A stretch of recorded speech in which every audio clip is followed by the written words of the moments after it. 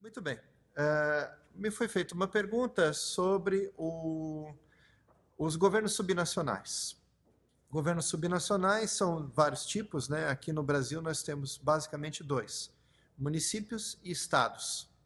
Nós não temos o reconhecimento de regiões metropolitanas, consórcios de município ou outros entes que aglutinem várias cidades como um governo subnacional. Essa é uma lacuna muito grande na nossa Constituição, porque não consegue, digamos, endereçar, não consegue trabalhar com temas que são transfronteiriços e que extrapolam, inclusive, as economias locais. Poluição, trânsito, harmonização de leis de uso do solo, códigos de edificação, todos esses pontos, eles em geral são feitos de uma forma bastante fragmentada, o que gera tanto atritos quanto brechas, lacunas, que não são preenchidas por nenhum ente. Não são preenchidas pelos estados, não são preenchidas pela União. Aqui, essa iniciativa aqui da CIOeste, dos consórcios dos municípios do oeste, daqui da região metropolitana, é bastante importante pelo estágio de desenvolvimento que são esses municípios, pela localização estratégica e especialmente pelas tendências, pelo que nós podemos esperar de um futuro bastante próximo. Por exemplo, em termos de inovação, em termos de um deslocamento de populações do município de São Paulo para essa região, de um uso como pulmão, de um uso inclusive como eventualmente como um cinturão verde, ou se aqui precisará ter um futuro cinturão verde. Então, essa região aqui, as indústrias que já estão baseadas, que já são de grande porte, os serviços, logística, os serviços de tecnologia de informação, todos esses polos, eles são bastante indutores de um desenvolvimento no qual aqui a região está, digamos, dentro de diversas encruzilhadas. É hora de escolher e para fazer escolhas, o quadro de mudanças climáticas é particularmente interessante, tanto pelo aspecto de mitigação, quanto de adaptação e também, como foi falado, de meios de implementação, tais como financiamento, capacitação, educação e troca de informações. Nós estamos aqui prestes a ter a palestra do LEDS, que é exatamente esse braço de troca de informações, de boas práticas, de experiências, e quem sabe aqui a região consiga estabelecer uns benchmarks, né, alguns padrões de melhores práticas a serem perseguidos. Nós temos já um arcabouço legal razoavelmente fundamentado em mitigação, em adaptação nem tanto, mas teremos. Em mitigação nós já temos metas de redução de emissão de gás de efeito estufa, muitas das quais dificilmente serão atingidas, mas ainda que isso aconteça, nós temos importantes lições aprendidas desde o processo, eu diria, do processo de Copenhague até o processo de Paris, né? Nós aprendemos a importância das iniciativas de baixo para cima, a importância da mensuração, não somente de uma forma agregada, mas de uma forma desagregada em setores, subsetores, em atividades, e de ter, digamos, esses indicadores de desempenho em torno dos quais devem ser baseadas nossas iniciativas. Como todos sabemos, o Brasil já anunciou suas metas, e as cidades podem contribuir significativamente no setor de transporte, que é fundamental, o que implica um melhor uso de solo, né?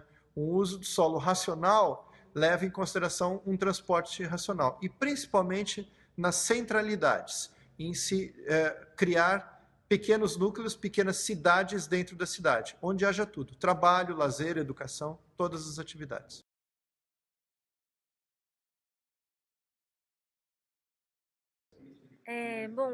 O trabalho da CIOeste é um exemplo, porque eles foram o primeiro consórcio que passaram a fazer parte do protocolo setorial da COP21, que foi desenvolvido pela Secretaria de Estado do Meio Ambiente.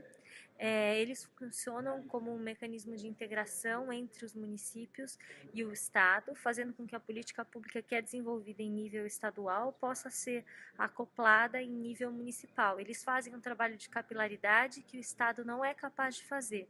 Por isso a gente entende que eles funcionam como um exemplo para nós. A gente quer replicar isso para outros consórcios de municípios e para outros elementos integradores de stakeholders.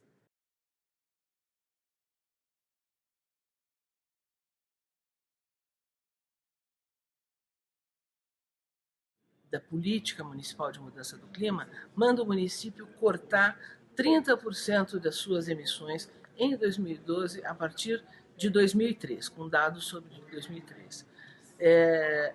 Este inventário demonstrou que essa forma de estabelecer metas de emissão globais é insuficiente para o recorte do município, ao menos aqui no Brasil.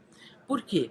Porque nós observamos que a variação das emissões depende fundamentalmente da gestão energética que é praticada pelo governo federal.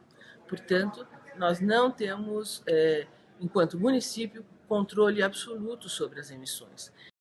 A meta de emissão não só não vai ser atendida, como vai aumentar muito.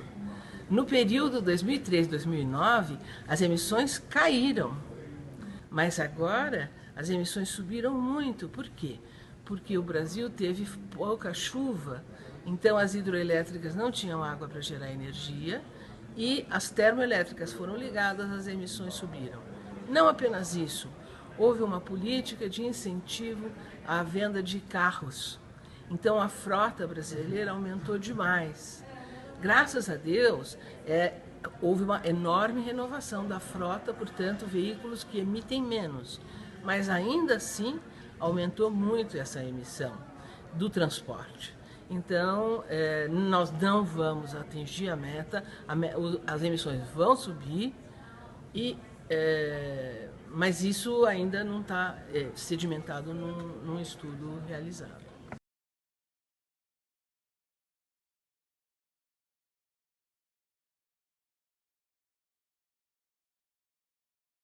Que nesse momento, né, que o Brasil vem vivendo, né, em termos de política, economia e no próprio contexto social, um dos grandes desafios para os prefeitos, né, é realmente conseguir compreender a importância que o tema de desenvolvimento urbano de baixo carbono tem e como isso é transversal a todos os setores. Então, acho que esse é um primeiro movimento que deve ser feito por todos os especialistas, as organizações que trabalham com o tema, é de fazer com que esse tema chegue aos tomadores de decisões como um tema realmente transversal que possa realmente trazer benefícios diretos à vida da população.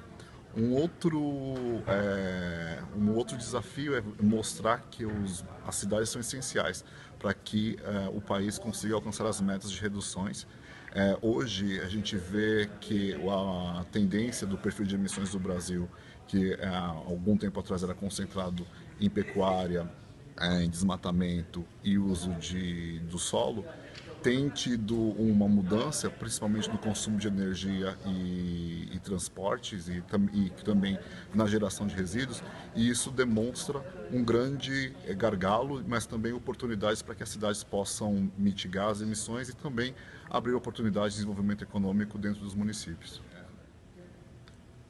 Recentemente a gente tem visto, né, que as mudanças climáticas já chegaram dentro dos municípios, né? Então tem sido cada vez mais a incidência de eventos extremos, ciclones, extratropicais, enchentes, picos de calor, também temperaturas extremas mais frias em algumas regiões. E isso tem afetado muito a população, principalmente em termos de saúde de populações vulneráveis. Deslizamentos em algumas regiões, principalmente no sul e sudeste. Então a gente tem visto, né, que esses impactos físicos já existem. Em termos de oportunidades, também as mudanças climáticas apresentam um novo nicho para ser explorado, né? Questão de novos empregos, a o emprego de novas tecnologias, como energia solar, energia eólica em muitas municipalidades, e também a questão do tratamento de resíduos que tem sido deixado de lado no Brasil e que também pode ser explorado de uma forma mais efetiva.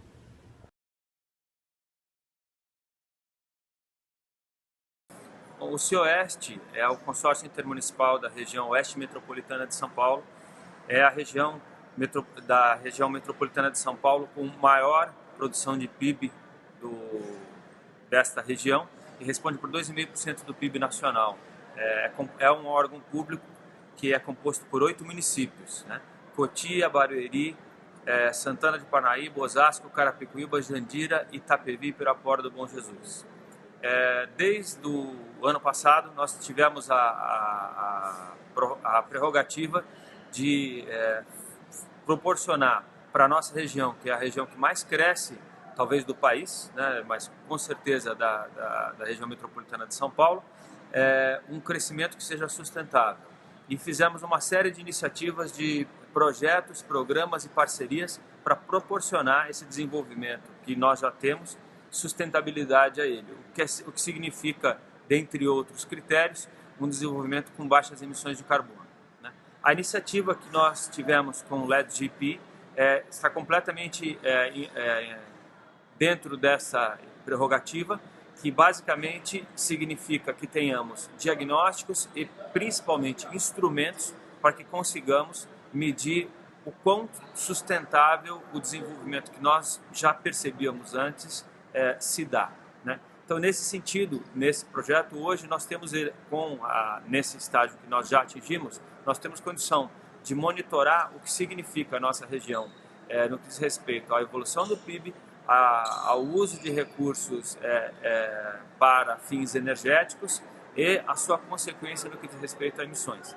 Então, temos, ao final dele, o resultado como ferramenta de gestão, emissões per capita, emissões per PIB e emissões por unidade de energia utilizada. Isso é completamente inovador no país, né? Tivemos nesse evento que tivemos aqui em Barueri a consagração disso, né? Pessoas que fizeram e que fazem outros tipos de ferramenta, principalmente ligados a inventário de efeito estufa, declarando que os seus inventários são inventários puros, ou seja, falam especificamente de carbono, né? Não correlacionando isso ao desenvolvimento. Então, nesse sentido, essa iniciativa ela é não apenas inovadora, mas ela contribui para isso, né? Para essa ideia de que estamos formando uma ferramenta de gestão.